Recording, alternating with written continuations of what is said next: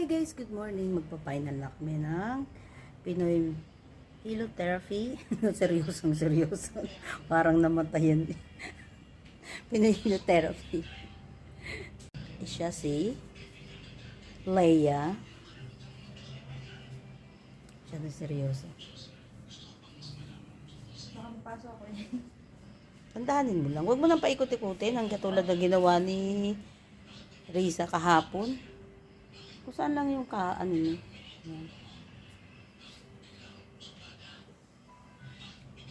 Yung may oil, yun yung itatapal. Yun yung itatapal mo. Nauilan lang yan at nahawakan ko.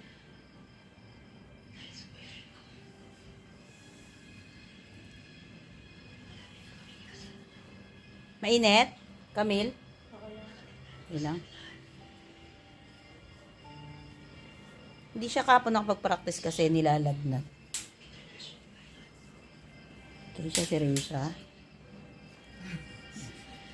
Risa, wag na naman talamusak ha. Kayo nagpapan. Kapon lang yun. Siyempre practice.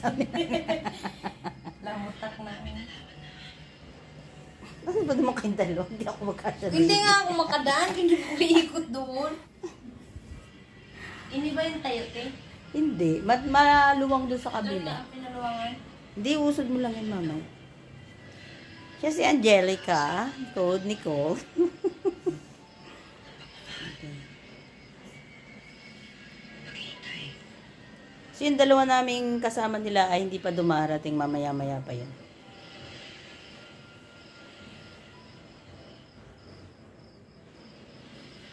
Mahirap ba? Hindi na eh. Hindi naman. Kahapon lang po ang hirap. Siyempre, nagpa-practice pa lang sila hapon. Ngayon is pina-final na nila.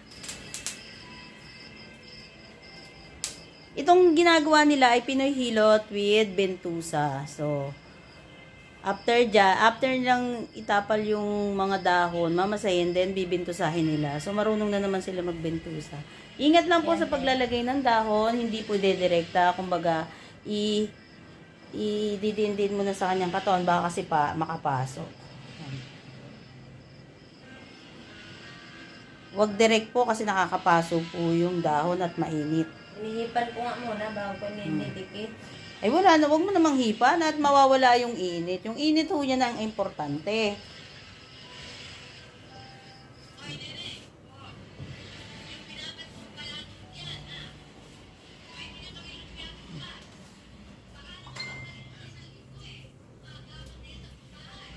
Kailangan nyo ng kandila o lighter. Ingat lang po, baka makasunog. Tapos ito yung kanilang dahon. Kailangan fresh yung dahon na gagamitin. Hindi pwedeng kasi tanda ko. Grabe talaga yun. Kasi tanda ko. Kailangan, ganito po siya ka-fresh. Yan. Pang pinais ba? Pinais na ano.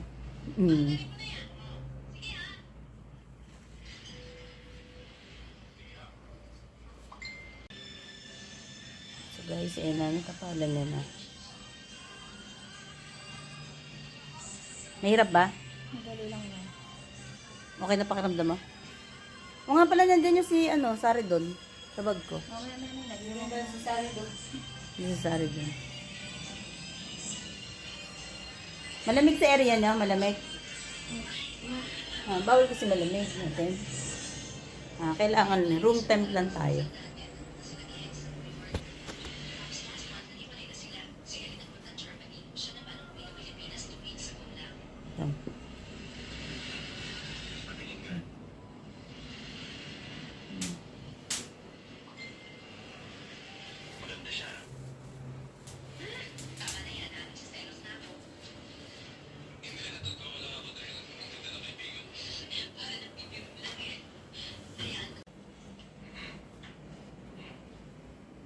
Sa inyo guys, pag nagpipinihilot kasama po may mga binti. Kasi yung binti natin tsaka pa, yun masyadong napapagod yan. Akala nyo lang iba kasi dinidedma yan. Lalo yung talampakan. Mas maraming pagod ang talampakan at kamay. Kaya kailangan nyo isasama.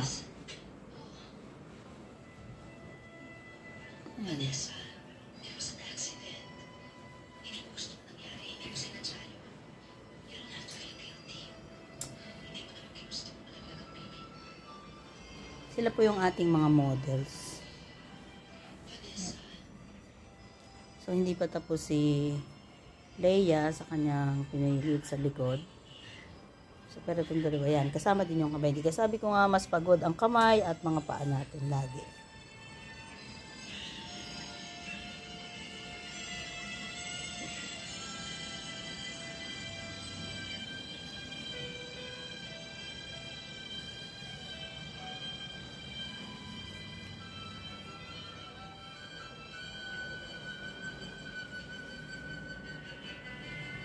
Tsaka ngayon, medyo okay na ang gawa nila kahapon. Gulo-gulo. Ayan eh, smooth. Magulo pa sa lahat ng magulo kahapon. Hmm. So, sa legs na. So, bago kayo maglagay sa legs, sukat-sukatin nyo muna para hindi kayo mahihirapan. Ayan. Namassage nyo na muna yan? Namassage nyo na? Oh. Masahin nyo muna bago nyo ilagay para hindi kayo mahihirapan sa paglalagay ng dahon.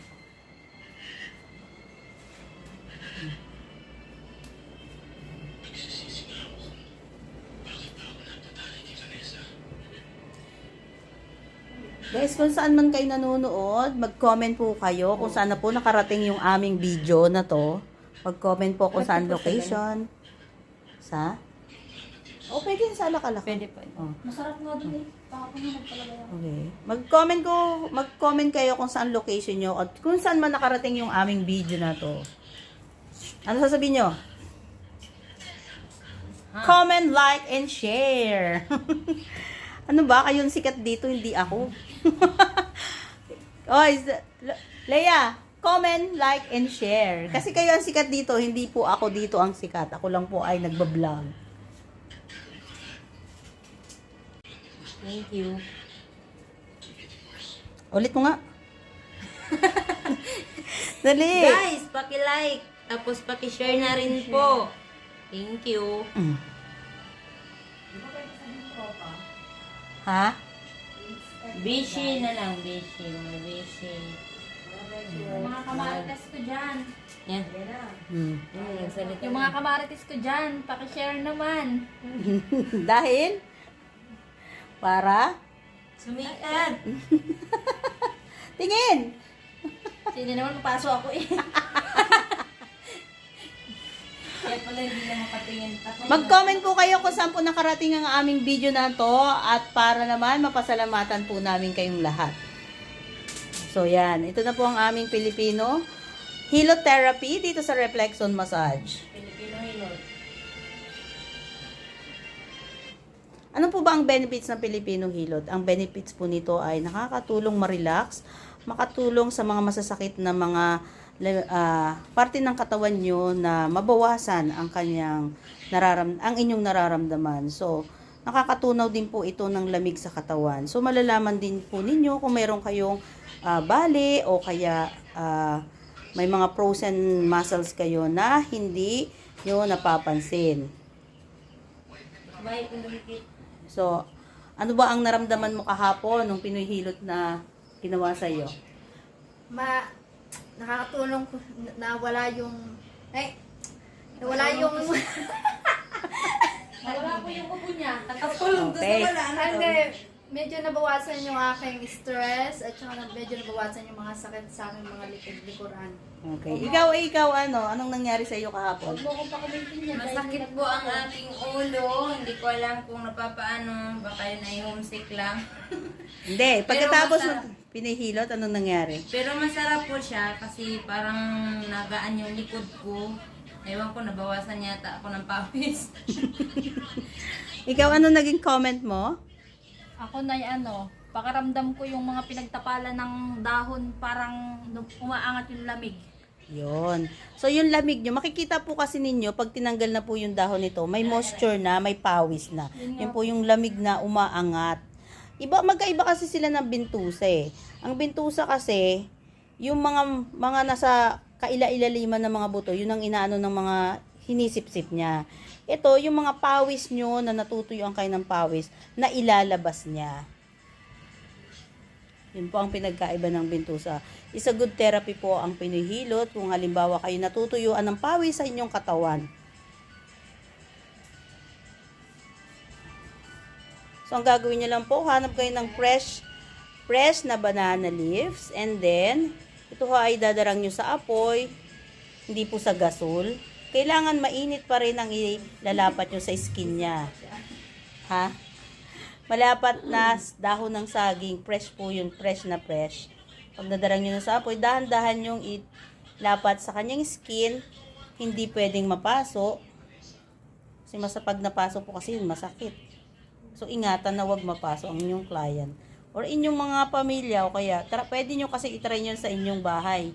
Kung sino man yung mga nanonood dito.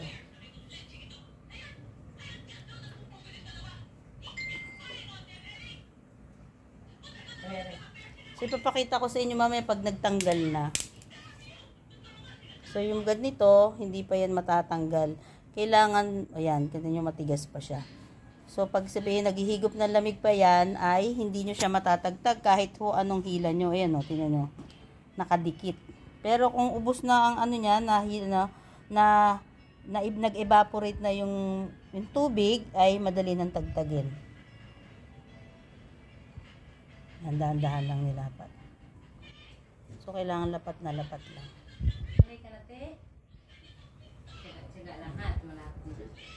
So, ito po katulad nito. So, tatagtagin na. Yan, tagtagin mo na to. Yan. So, pag tinagtag nyo na ito ay wala na yan. Yan, kapit pa rin yung iba. So, tingnan nyo naman yung kapit. Yan, hindi. Yan, pagod na pagod ang mga likuran. Sa mga braso, yan, pagod. Yan. Sabi niyo, yung mga housewife, dapat nagpapaganre. Ito na yung tapakatagtag mo muna to. Yan. Yan, tatagtagin na. Dahan-dahan lang pagtatagtag kasi wala na. Tapos ito, dahan-dahan din. Nandito yung basura. Parang ito pwede na to. Tsaka yung nasa palad. Ayan. Makikita nyo yan, may moisture siya. Yan, may mga pawis na nag-angatan. So, pupunasan nyo yan ng tissue. Ayan, pupunasan yung tissue para yung pawis ay hindi masyadong nuyo. Para hindi siya tumuyo kasi inangatan. Tinanggal nyo nga tapos pinatuyo nyo naman. So, make sure wala kayong lamig. Ha? Ibig sabihin lamig, hindi mahangin ang inyong paggagawa ng Pinoy Hilot Therapy. Bawal siya kasing malamigan. Ito pa be.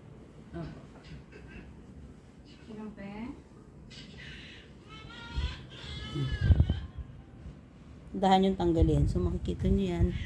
Yan, may mga pawis-pawis yan sa mga ganito.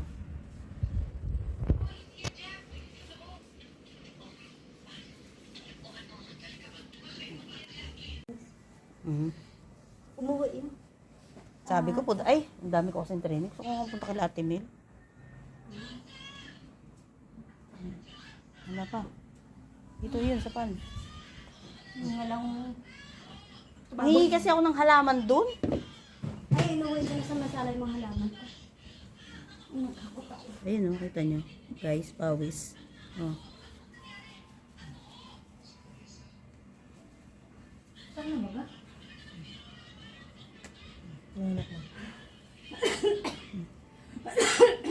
Sige. Ano ka chismis mo? Ari? Di ba dalawang Oy, sabi ko yung trash bag. Ayun yung trash bag. Doon na sa yung trash bag nyo. Hay, nako. Bahala kayo dyan. May ulingan ng ulingan din.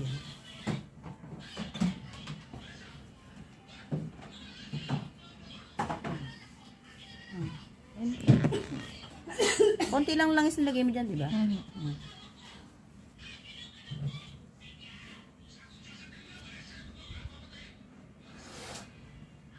Sana yung plastic na natin. Yan guys. Yun po ang nakukuha ko. Grabe oh. Ayan.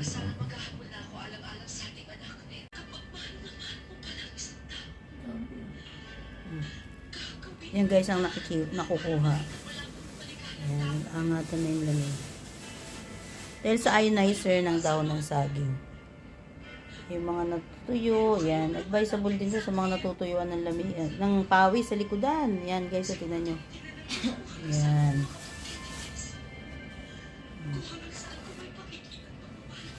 Ang gawa plastic, ikit na.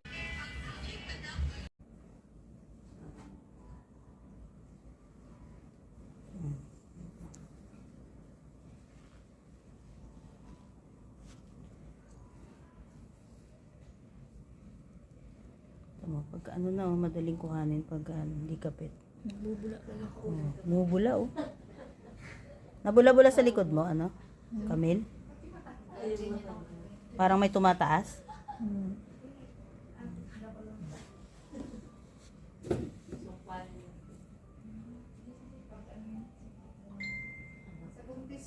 bula-bula.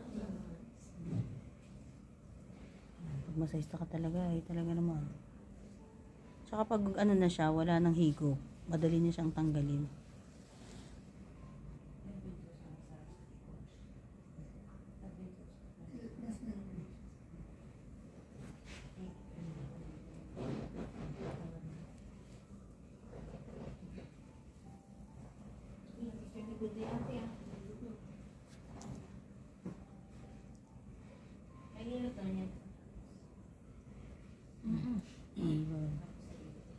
Ganyan din yung sa'yo kahapon, diba? Pero nabawasan yung lagnat mo. Nararamdaman ko talaga yung lamig. Parang maangat. Pagkakaano natin Cheryl. Nailutin po muna bago ko bintusahan. Ilutin niyo muna.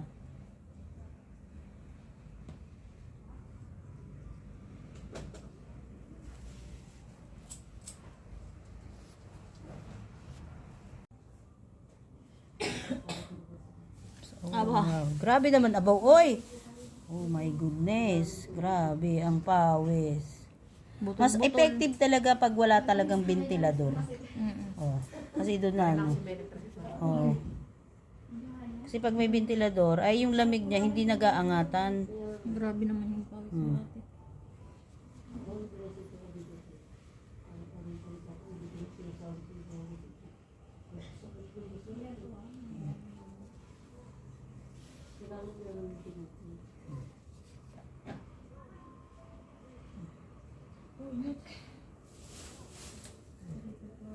Hindi masyado, pero dito, sobrang pagod.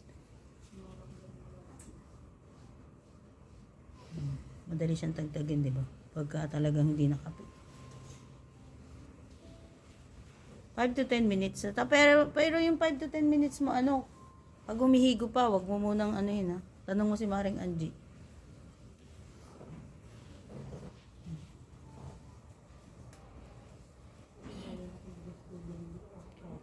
So guys, pinagsasabay ko ngayon ang Bentusa at saka Pinoy Hilot. So, si si Jonah ay nagpa-final ng Bentusa. Si Jonah ay kanyang Bentusa. So, yan ang kanyang final. So, itong Bentusa po nito ay 2 hours mula pa hanggang talapakan hanggang sa palad. Tapos paharap, dibdib, tsaka tiyan, tsaka tuhod. So, ano benefits ito? Lahat ng pagod mo, lamig mo, matatanggal. Kahit ho sa kasulok-sulukan ng parte ng katawan nyo kung nasaan man yun, ay mahihigop niya. So, makikita nyo, nagmo-moisturize na siya. Ito po yung hangin. Yung pagod nyo. Di ba makita mo? So, katulad din yan ng Pinoy Hilot, meron din nakukuhang tubig-tubig dyan. Pero mostly yan yung hangin. Yan, nagmo-moist nyo.